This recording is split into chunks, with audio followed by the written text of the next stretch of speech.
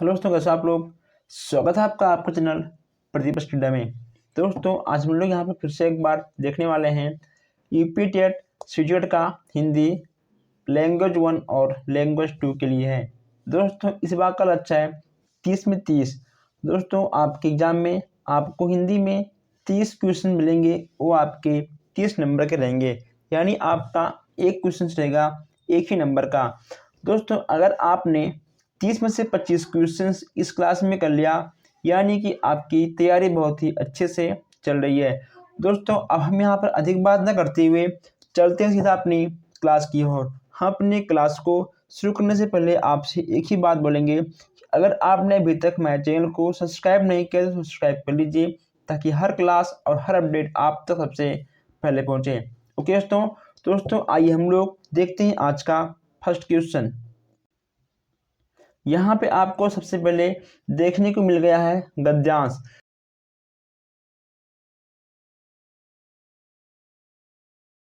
मिल जाएंगी, जिसको आपको पढ़ने के बाद फिर आपको उसका आंसर देना होगा।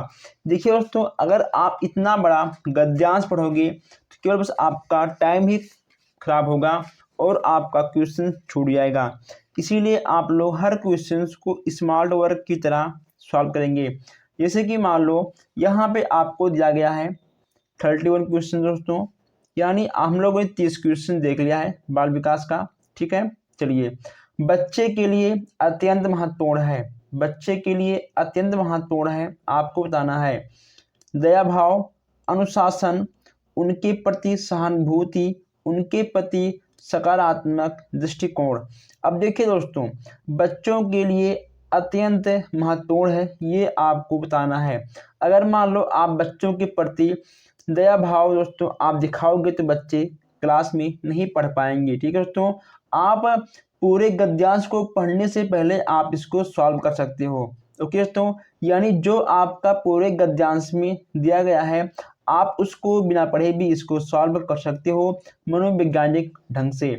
देखिए दोस्तों, अत्यंत महत्वपूर्ण क्या है, आपसे केवल ये पूछा गया है, वो भी बच्चों के बारे में। ठीक है, दया भाव, आपको कोई भी दया भाव नहीं दिखाना है, हर बच्चा आपके लिए समान है। अब बच्चों को अच्छे से पढ़ाना है और उनके भविष्य को दिखाना है। अब देखिए दोस्तों, अनुशासन, अगर आप बच्चों को हमेशा अनुशासन में ही रखोगे तो बच्चे तो क्या करेंगे, बच्चे पढ़ ही नहीं पाएंगे। उनके प्रति सहानुभूति, दोस्तों सहानुभूति आपको नहीं दिखाना है। ठीक है दोस्तों, सहानुभूति आपको नहीं दिखाना है, उनके प्रति सकारात्मक दृष्टिकोण। ओके दोस्तों, हमेशा पॉजिटिव सोचिए बच्चों के बारे में, सकारात्मक आपका हो जाएगा। अगर बात करें कि आप अगर अब बात करें आपके गद्यांश में सकारात्मक शब्द कहाँ है दोस्तों, आपको देखिए आपको दोस्तों यहाँ मिल जाएगा कि बच्चों के लिए सकारात्मक सबसे ही महत्वपूर्ण है। दोस्तों, बच्चों के अंदर अगर नकारात्मक है तो उनको आपको सकारात्मक कराना है। अब यहाँ देखते हैं सेकंड क्वेश्चन से, बच्चों की क्षमताओं और योग्यताओं में विश्वास करना तथा उन विश्वास को बच्चों तक पहुँचाने से। दोस्तों, पहुँचाने से क्या होगा, आपका पहुँचाने से बच्चे तक उनके स्नेह का संप्रेषण को पाता है। ये आपका बिल्कुल सही हो जाएगा दोस्तों, आपका ए वाला बिल्कुल सही हो जाएगा। अगर बात करें दोस्तों आंसर की तो आपका आंसर नंबर ए बिल्कुल सही हो जाएगा। अब दोस्तों यहाँ बात करें कि आपके थ्योरी में कहाँ पे दिया गया है। दोस्तों, अगर आप एक बार इस थ्योरी को अच्छे से पढ़ लोगे दोस्तों तो आपको बार बार थ्योरी देखने की कोई भी आवश्यकता नहीं पड़ेगी। ओके दोस्तों, चलिए अब यहाँ हम आगे देखते हैं। थोड़ा इसको हम जूम कर लें ताकि आपको अच्छे से दिखाई पड़े। थ्योरी को ऐसे ही सॉल्व करते हैं। अगर आप एक एक लाइन पढ़ोगे थ्योरी में, यानी गद्यांश पद्यांश या फिर तो कविताओं में, तो आप लोग डिस्टर्ब हो जाओगे। अब यहाँ देखते हैं इस क्वेश्चन से। नेक्स्ट आपका है, बच्चों और अभिभावकों में संवादहीनता की स्थिति कब उत्पन्न होती है। बच्चों और अभिभावक में संवादहीनता की स्थिति कब उत्पन्न होती है। देखिए दोस्तों, जब बड़े उन पर विश्वास करना छोड़ देते हैं, ऐसी कोई बात नहीं है। अभिभावक अपने विश्वास का संप्रेषण बच्चों तक नहीं कर पाते हैं। तो ये दोस्तों इसको हम एक बार के लिए छोड़ देते हैं, आगे देखते हैं। उनमें लड़ाई होने पर दोस्तों आपका इसके वाला होगा नहीं, ठीक है, इसका कोई मतलब नहीं है। बच्चों को विकसित होने के अवसर उपलब्ध कराने से, दोस्तों इसका भी कोई मतलब नहीं है, यानी आपका ए और बी में से आपका कोई एक ही सही होगा। अब ए और बी को हम एक बार फिर से अच्छे से पढ़ते हैं।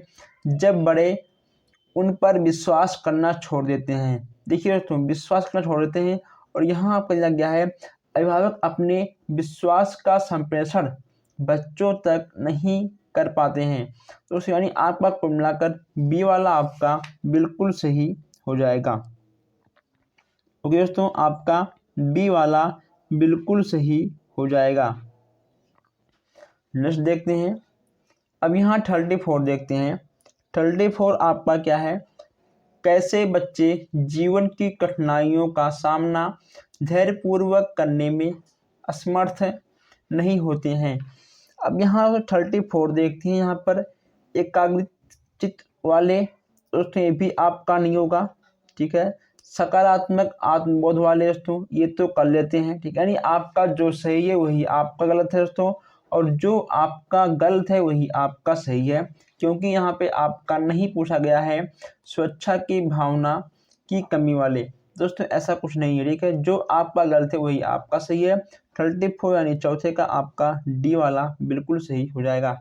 अब यहाँ देखते हैं विकसित में प्रत्यय कौन सा होगा।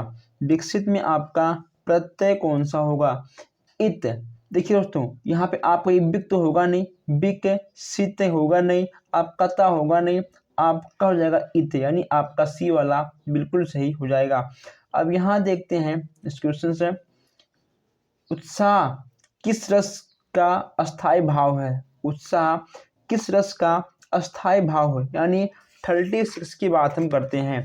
36 की बात करते हैं तो यहाँ पे आपका आ जाएगा बी, यानी तो आपका बियर रस है, ठीक है। इसी की मान लो तो उत्साह यहाँ आपका बियर रस के अंतर्गत आएगा। उत्साह बियर रस का अस्थाई भाव है। करुण का शोक, हास्य का हास्य, और श्रृंगार रस का आपका हो जाएगा अस्थाई भाव रीति, उसको जो प्रति, ठीक है, आपका हो जाएगा। आपको ये चीज़ें अच्छे से याद करके जाना है। और यहाँ देखते हैं कवितावली, कवितावली के रचनाकार कौन है। बहुत ही आसान क्वेश्चन है। कवितावली के रचनाकार कौन है, आपके हो जाएंगे तुलसीदास। कवितावली, गीतावली, विनय पत्रिका, कृष्ण गीतावली, दोहावली, ये सब रचनाएं आपके तुलसीदास जी के हैं, ठीक है। आप लोग इसे लिख लीजिए, कवितावली, गीतावली, विनय पत्रिका, ये सब आपके दोहावली, ये सब आपके तुलसीदास जी के हैं। अब यहाँ देखते हैं नेक्स्ट क्वेश्चन से, आदिकाल में पहेलियाँ लिखने वाले कवि थे। आदिकाल में पहेलियाँ लिखने वाले कौन से कवि थे, आपके हो जाएंगे खुसरो महोदय। खुसरो आपका सबसे सही हो जाएगा। जहाँ पर भी आदिकाल के पहलुओं की नाम आएगी वहाँ पर आपके खुसरो महोदय हो जाएंगे। अब यहाँ देखते हैं टा, टा की बात करते हैं। टा वर्ग में किस प्रकार के व्यंजन हैं। टा वर्ग में किस प्रकार के व्यंजन हैं। टा वर्ग में आपका आएगा मूर्धन्य व्यंजन, यानी आपका टा, ठा, डा, ढा, डा, ये सब आपके मूर्धन्य व्यंजन में आएंगे। अंधेर नगरी के लेखक कौन है। अंधेर नगरी, चौपट राजा, ऐसा कुछ है क्या जी। इसमें आपका हो जाएगा भारतेंदु हरिश्चंद्र। अंधेर नगरी के लेखक आपके हो जाएंगे भारतेंदु हरिश्चंद्र जी। अब यहाँ देखते हैं 41 क्वेश्चन है। 41 आपका है, चौपाई छंद के प्रत्येक चरण में कितनी कितनी मात्राएं होती हैं। चौपाई छंद के प्रत्येक चरण में कितनी कितनी मात्राएं होती हैं, ये आपको बताना है। इसमें दोस्तों आपका हो जाएगा बी वाला, चौपाई के प्रत्येक चरण में 16 मात्राएं होती हैं दोस्तों। चौपाई के प्रत्येक चरण में आपके 16 मात्राएं होते हैं। अब यहाँ देखते हैं 42 क्वेश्चन है। ये आपका हो जाएगा पेड़ से बंदर कूदा। पेड़ से बंदर कूदा वाक्य में कौन सा कारक है। पेड़ से बंदर कूदा वाक्य में कौन सा कारक है? इसमें आपका हो जाएगा अपादान कारक। देखिए दोस्तों, अब अपादान कारक आपका क्यों हो गया? अगर मान लो कोई भी वस्तु किसी भी चीज़ से अलग होती है तो वह आपका अपादान कारक में आ जाएगा। जैसे कि मान लो आपका, जैसे मान लो कोई पुस्तक मेज पे रखा हुआ है, ठीक है, पुस्तक मेज से गिरा, वह आपका आएगा अपादान कारक में। रमेश कुर्सी से उठ गया, ठीक है, कुर्सी से गिर गया, पेड़ से गिर गया, जैसे कि किसी भी दो वस्तुओं का अलग होना वह आपका अपादान कारक के अंतर्गत आएगा। आपका हो जाएगा 42 का ए बिल्कुल सही हो जाएगा। अब यहाँ बात करते हैं श्रृंगार रस। श्रृंगार रस का अस्थाई भाव क्या होगा? श्रृंगार रस का अस्थाई भाव आपका हो जाएगा रति। दोस्तों क्या होगा? आपका हो जाएगा रति, ठीक है। चलिए दोस्तों, अब इसको थोड़ा जूम करते हैं। दोस्तों अब अभी तक आप लोगों ने वीडियो को लाइक नहीं किया, ठीक है, ये अच्छी बात नहीं है। आप लोग लाइक करिए ताकि हमको थोड़ा सा मोटिवेशन मिले और हम आपके लिए ऐसे ही अच्छी अच्छी क्लास लेकर आते रहें। और जो हमारे भाई बहन नए हैं वो लोग चैनल को सब्सक्राइब कर लें ताकि हर क्लास आप तक सबसे पहले पहुँचे। अब यहाँ देखते हैं 44 क्वेश्चन है। निम्नलिखित में तद्भव शब्द इसमें से कौन है? आपको बताना है कि तद्भव शब्द आपका इसमें से कौन है दोस्तों? आपका हो जाएगा मछली। अब यहाँ पर तद्भव और तत्सम आपके दो टाइप के शब्द आते हैं। तद्भव वे शब्द होते हैं जो आपके हिंदी शब्द होते हैं और तत्सम आपके वे शब्द होते हैं जो आपके संस्कृत में आते हैं। ब्रह्म, अग्नि, मत्स्य, ये सब आपके संस्कृत शब्द हैं, यानी ये सब आपके दोस्तों तत्सम शब्द हैं, ठीक है। तद्भव शब्द आपका हिंदी शब्द हो जाता है। अब यहाँ देखते हैं 45 क्वेश्चन से। 45 क्वेश्चन आपको हो जाएगा सूर्य उदय शब्द का संधि विच्छेद क्या होगा? सूर्य उदय शब्द का संधि विच्छेद क्या होगा? इसमें आपका हो जाएगा सूर्य प्लस उदय, ठीक है दोस्तों। सूर्य प्लस उदय यानी आपका बी वाला बिल्कुल सही हो जाएगा। अब यहाँ देखते हैं 46 क्वेश्चन से। 46 क्वेश्चन आपका है तेरी बछड़ी ने बर छीने, खलन के पंक्ति में कौन सा अलंकार है? तेरी बर्छी दोस्तों, तेरी बर्छी ने बर छीने, ठीक है, तेरी बर्छी ने बर छीने। इसमें आप बताना कि आखिर खलन के पंक्ति में कौन सा अलंकार है? इसमें आपका हो जाएगा यमक अलंकार दोस्तों। यमक अलंकार आपका कहाँ पे है? डी वाले में है। आपका यमक अलंकार बिल्कुल सही हो जाएगा। अब यहाँ देखते हैं गीतों और नाटकों के मध्य से बच्चे दोस्तों अपनी संस्कृति दोस्तों इसमें आपका क्या होगा? इसमें आपको जाएगा अपनी संस्कृति धरोहर से जुड़ते हैं, ठीक है दोस्तों। इसमें आपका ए वाला बिल्कुल सही हो जाएगा। अब यहाँ देखते हैं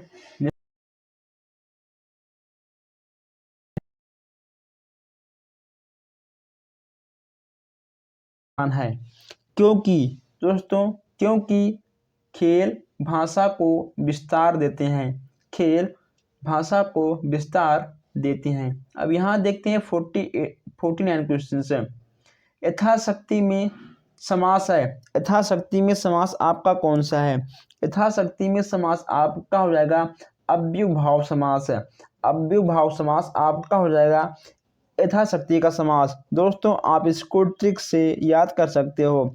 शक्ति के अनुसार जिसमें यथा एक अवयव है अतः यह अव्ययभाव समास हो जाता है। इनमें कौन सा शब्द तद्भव है? अब देखिए दोस्तों, जहाँ पर भी आपको हिंदी शब्द दिख जाए वह आपका हो जाएगा तद्भव शब्द।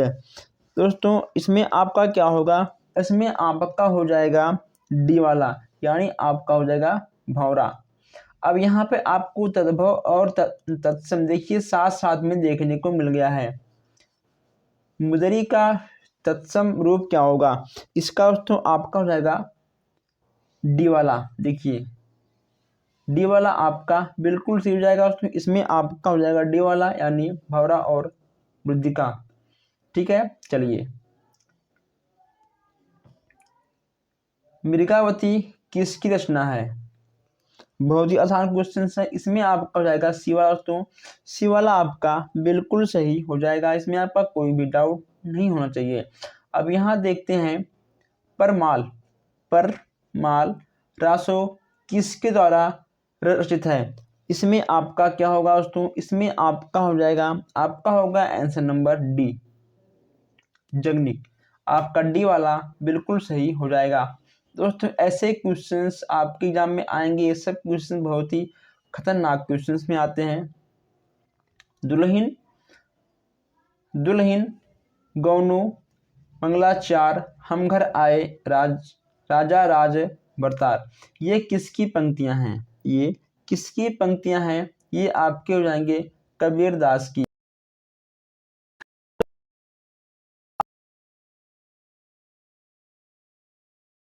ये क्वेश्चंस बहुत ही कम आते हैं, ठीक है, लेकिन दोस्तों आपको हर क्वेश्चन को पढ़ना बहुत ही आवश्यक है। उसके साथ साथ आपको वीडियो लाइक करना, शेयर करना, अगर आप नए हो तो वीडियो को शेयर करना प्लस चैनल को सब्सक्राइब करना, ये भी आपका कर्तव्य है। आदिकाल के लिए वीर गाथा काल नाम किसने प्रस्तावित किया है।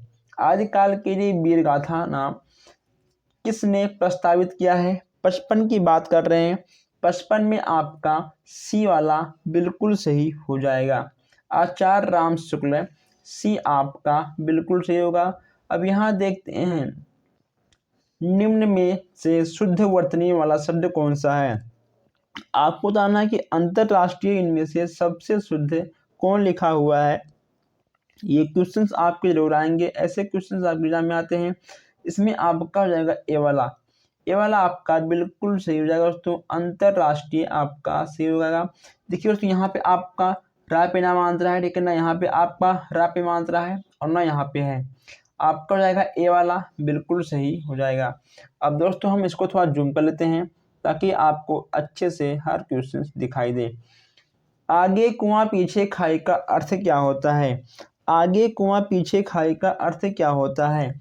इसमें आपका हो जाएगा दोनों और मुसीबत। दोस्तों जल ही जल, इसका कोई मतलब नहीं है, बीच में से निकल भागना, तो इसका भी कोई मतलब नहीं। जब कुआं, जब आगे पीछे खाई तुम कहाँ भाग के जाओगे जी, रास्ता को बंद होना। दोस्तों रास्ते का बंद होना, इससे अभी आप नहीं होगा। दोनों और मुसीबत, इसका मतलब है आगे कुआं और पीछे खाई, यानी आपका सी वाला बिल्कुल सही हो जाएगा। रामचरितमानस की भाषा क्या है। रामचरितमानस की भाषा क्या है। जो आपका रामचरितमानस लिखा गया है वह किस भाषा में लिखा गया है, वही आपसे पूछा गया है। दोस्तों यह हो जाएगा आपका अवधी में, दोस्तों अवधी भाषा में लिखा गया है। अब यहाँ हम बात करेंगे कि रामचरितमानस को किसने लिखा है। रामचरितमानस को गोस्वामी तुलसीदास ने अवधी भाषा में लिखा था। किसने लिखा था, गोस्वामी तुलसीदास जी ने अवधी भाषा में लिखा था। उत्कर्ष शब्द का विलोम शब्द क्या होगा। इसमें आपका हो जाएगा अपकर्ष, बी वाला आपका बिल्कुल सही हो जाएगा। 60वां आपका है आनंद कदम्बनी के संपादक कौन थे। संपादक कौन थे, इसमें आपका हो जाएगा बद्रीनाथ चौधरी, आपका सी वाला बिल्कुल सही हो जाएगा। दोस्तों आप लोग कमेंट करिए कि आपकी 30 में से कितने क्वेश्चन सही गए हैं। अगर आपको किसी भी क्वेश्चन में कोई भी डाउट होता है तो आप लोग उस डाउट को कमेंट बॉक्स में लिखिए, हम आपके सारे डाउट को ख़त्म करेंगे। दोस्तों कमेंट बॉक्स आपका है, आप उसका यूज़ करिए। दोस्तों हम मिलते हैं फिर इस वीडियो में। आप लोग चैनल को सब्सक्राइब करिए, वीडियो को लाइक करिए प्लस शेयर करिए। धन्यवाद।